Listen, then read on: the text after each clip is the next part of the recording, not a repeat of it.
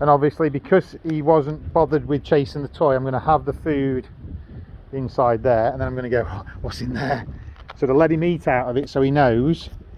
And then what I'm going to do is I'm going to go throw the toy away so he can engage and paw, and then, so you see what I mean by building the desire.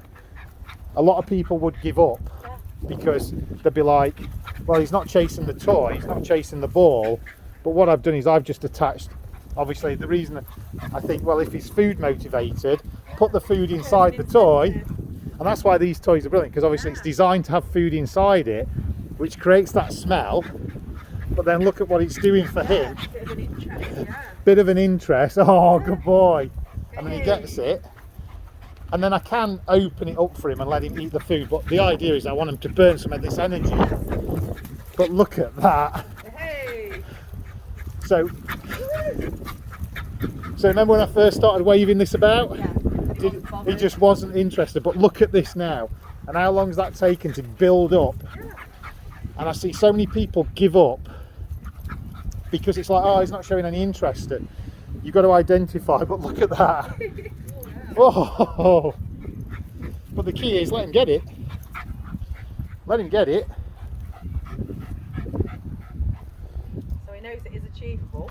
And then move it a little bit. So you see how that little moves? See his paw? Yeah. Move it. But as you can see, it does churn up with the muddy weather. So again, just leave it. So he's getting a little bit tired now. So I think, even in that little session, look how tired he is. Yeah, it's brilliant. It's amazing. One tired Reggie. And then again, I can open it up. Try and do it one-handed. What's this, Reggie? Come on then. You come in. He's going, no, I'm done in. Too tidy for food. Yeah. Go, what's this? There you go. So you notice I moved towards him, but I didn't go all the way. Yes. So he has to move. He has to come to you.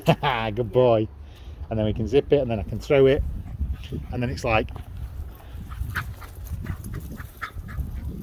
But you see how I'm trying to keep it on his nose? The reason I'm keeping it on his nose is because it turns into that predatory hunter. Because he's a terrier. Oh. Having that is like that little rat or whatever to chase, Yeah. and it taps into a genetic level of his programming. Yeah.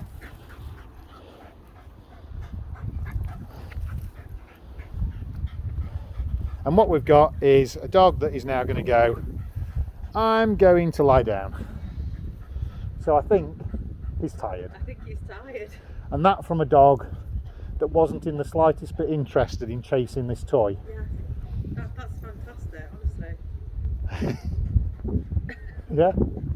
So There is light at the end of the tunnel for all. yeah, so again, Isn't there? if you burn energy like this with him, when he comes out, he's going to be a bit more tired. So the barking and all that Yes. is going to go down because he's more like this. But then because he's more tired, it's easy to gain his attention. And then with the long line, when your neighbour comes out, we go, right, the minute you start barking, You're going in. we're going in. But if you can get him interested in this while your neighbour is out, so he can play, and you build the desire. But when the neighbour's out, starts barking, we're in, Yeah. you stay out, he goes in. Yes. 5 seconds later he's back out. If he's good, he gets rewarded with either the food or a bit of a play. But every time he looks over or just glances over to your neighbour, reward him Yes. when he doesn't bark. Yes. Yeah.